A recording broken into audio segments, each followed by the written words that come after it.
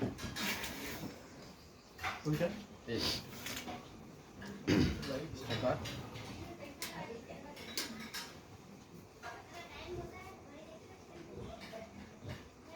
दुनिया, इस सृष्टि को यदि कोई संचालित करता है तो वो है नवग्रह। नवग्रह और नक्षत्रों का क्या कुछ प्रभाव एक जातक के जीवन पर पड़ता है, और कैसे हमें ये ज्योतिष विद्या, जो कि भारतीय पुरातन काल की एक विशिष्ट पहचान भी रही है, वो हमें क्या सही मायनों में विज्ञान से भी जोड़ती है। तमाम मसलों पर बात करेंगे। और आज के इस घोर कलयुग में कैसे युवाओं को धर्म, भक्ति और अध्यात्म से जोड़ने के लिए पूरे देश और दुनिया का भ्रमण करते हैं पंडित सुरेश शर्मा जी महाराज। आज वो इंदौर पधारे हैं, उनसे मुलाकात करेंगे और उनके दिल की बात जानने समझने की कोशिश करेंगे। सबसे पहले महाराज जी, आपका बहुत बहुत स्वागत है। हमने देखा कि पूरा जीवन आपने अध्यात्म की जागृति को फैलाने में, धर्म की पताका को लहराने में और ज्योतिष विद्या का प्रचार प्रसार करने में व्यतीत किया है। किस तरह से आप अपने जीवन के इस पड़ाव पर आज के युवाओं का मार्गदर्शन करते हैं? मैं आपको नमस्कार करता हूँ जी। बहुत आपका अभिनंदन। ये विषय पूछकर आपने हमारे हिंदुस्तान की 90 करोड़ की जनता को आपने एक बहुत अच्छा संदेश पहुँचाया है। हमारी प्राचीन ज्योतिष, खगोल और विज्ञान, ये दूध और पानी जैसी मिलावट स्थिति है। विज्ञान और ज्योतिष में कोई अंतर नहीं है। जो ये पृथ्वी पर 9 ग्रहों का असर मानव पर जो जन्म के टाइम पे राजा विक्रमादित्य ने जो विज्ञान का अवलोकन करके और ज्योतिष खंड बनाया, जैसे चीनी की शक्कर बना लो, चाय बना लो, मिठाई बना लो, इसी प्रकार से राजा विक्रमादित्य विज्ञान को और ग्रहों का निराकरण करके हमारे सब सनातन धर्म को, जो मानव पर जो जन्म पैदा होता है ग्रहों के असर पड़ते है, उसके उपाय 9 ग्रह संचित कर ग्रहों से मनुष्य को क्या क्या प्रभाव पड़ते हैं, मनुष्य को ग्रहों को नमन करने से क्या फायदा होता है, ग्रहों का पूजन कराने से क्या होता है, कब कब ग्रहों से ये सूर्य ग्रहण, चंद्र ग्रहण,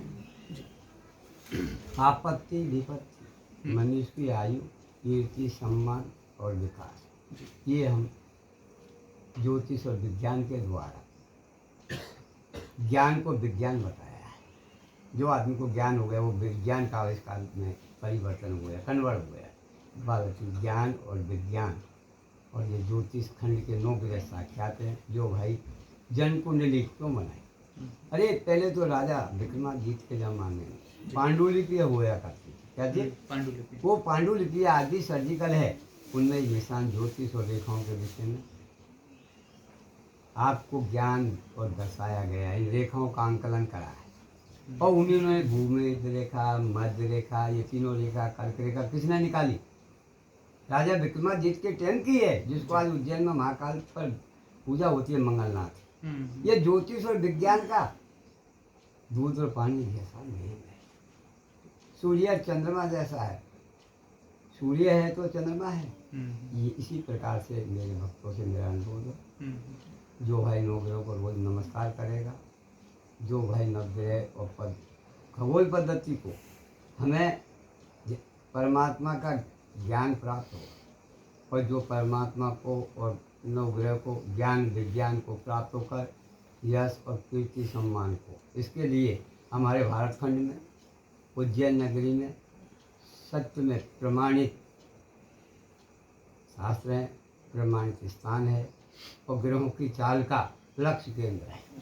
महाराज जी, क्या मानते हैं आज के दौर में जब विज्ञान इतनी आगे बढ़ चुका है, इतनी तरक्की कर चुका है, आज के युवा वो एस्ट्रोलॉजी से दूरी बनते हैं। वो मानते हैं कि ये जो ज्योतिष शास्त्र है या ज्योतिष विद्या जो है, इसका कई लोग गलत इस्तेमाल भी करते हैं। कई व्यवसायीकरण भी जो है ज्योतिष विद्या का हमने देखा है। ये एक घोर विडंबना का भी विषय है। आप इस पर कोई चिंतन मनन करते हैं? बिल्कुल करें। मैं सब विद्वानों को निवेदन करता हूँ कि ज्योतिष विषय हर आदमी का नहीं है। इसमें आदमी को थोड़ा सा ध्यान योग के द्वारा ग्रहों की चाल और खुद के स्तर पर वो फलित सही ढंग से नहीं करके जनता को सही रास्ता नहीं बता पाते, उसके कारण सारे विद्वानों की बदनामी होती है, धर्म की होती है, और हमारे पंडित लोगों की, क्योंकि हर आदमी एस्ट्रोलॉजी नहीं है। धर्म की आड़ में कभी भी इस विषय को धंधा कुछ लोगों ने बना लिया है, उसी की ये लोगों के सामने बातें आती है। जी। जो आदमी प्रामाणिकता से और ग्रहों ज्योतिषकार है, ज्योतिष का लक्ष्य प्राप्त कर चुका है, उसको ये बातों का ध्यान रखना होगा। इसी से लोग जी। पंडितों से और ये एस्ट्रोलॉजियों से डरने लगते हैं। महाराज जी, हमने सुना है कि आपने पूरा जीवन जो है अपना इस विद्या को समर्पित किया है। कई देश के बड़े नामचीन हस्तियां, कई बड़े राजनेता आज भी आपसे मार्गदर्शन और दिशा निर्देश लेते हैं। इन बातों में कितनी सच्चाई है और आप कैसे उन्हें सही दिशा दिखाते हैं? जो भी हमारे भारत देश के अच्छे अच्छे मंत्री, जी। शिक्षा और जिन्होंने इस देश के लिए चमत्कार दिखाए, उनने हमसे लाभान्वित हुए। दिशा निर्देश हम उस काम को करते हैं, जैसे समुद्र में हमारा वो है दिशा निर्देशक, किधर चलना है, कितनी हवा आएगी, कैसा टेम्परेचर, कब ज्वार भाटा आएगा, कब भूकंप आएगा, कितना तापमान है, कितनी सेल्सियस, समुद्र की सतह से हम कितनी दूर है, हम वो पढ़ लेते हैं। हम अगर आप लोग एक दूसरे से मुलाकात करेंगे तो हमारे पास सूचना केंद्र जैसा लक्ष्य निर्धारित ग्रहों का और खगोल भूगोल का जानने मिलेगा। और मैं इतना ही कहकर आपसे विराम लेता हूँ कि ज्योतिष सत्य है, पर उसका भगवान की कृपा से जो कर रहे हैं उनको थोड़ा ध्यान उचित अनुचित का रखना। एक आखिर में जाते जाते आप अपनी भविष्यवाणियों के लिए भी जाने पहचाने जाते हैं। ये कोरोना जो चीनी वायरस आया, इसने पूरी दुनिया में तहलका मचा दिया, लेकिन इसको लेकर कोई पहले से अंदेशा या भविष्यवाणी किसी भी ज्योतिष विज्ञान या विद्वान ने नहीं की थी। आप क्या मानते हैं और आने वाले समय के लिए देश और दुनिया के सामने क्या चुनौतियां होंगी, क्या उस पर कोई भविष्यवाणी आप करने वाले हैं? आप लोगों को मैं इतना तो जी नहीं कह सकता, लेकिन जो मेरा ध्यान योग, कर्म योग, ज्योतिष के द्वारा जो अध्ययन करा है, यह हमारे को विरासत में सनातन धर्म में वनस्पतियों का गहरा नाता है। और जो पीपल, वृक्ष, बट, इन पेड़ों का निर्माण लगाएंगे तो कभी भी मेरे भारत भूमि में ऑक्सीजन की कमी नहीं आएगी, न मेरे भारत में ये रोग, कोई भी मृत्यु योग नहीं बनता है, ऐसा कोई भी रोग नहीं आएगा जो अब आया। और ये अगर पुनः फिर से सर्चिंग जो भारत में अब देखने मिला है, सनातन धर्म को वापस से जागृति अवस्था में, उससे मुझे ये लगता है कि आने वाले 100 वर्ष तक हमें कोई भी भयभीत करने वाली बीमारी नहीं आएगी अफवाहों से। बहुत बहुत शुक्रिया हमारे साथ महाराज जी बात करने के लिए। आप देख सकते हैं कि उम्र के इस पड़ाव में भी उनके चेहरे पर एक तेज है, एक ओज है और बातों में बड़ी गहराई है, जो कि आने वाले कल का एक दर्पण भी हमारे सामने प्रस्तुत करती है।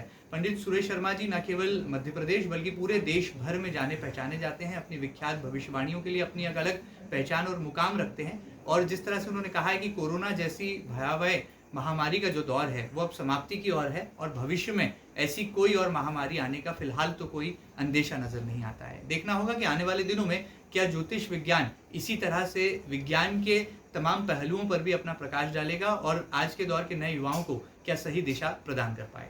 फिलहाल वीडियो जर्नलिस्ट अरुण यादव के साथ महेंद्र सिंह, MP न्यूज, इंदौर।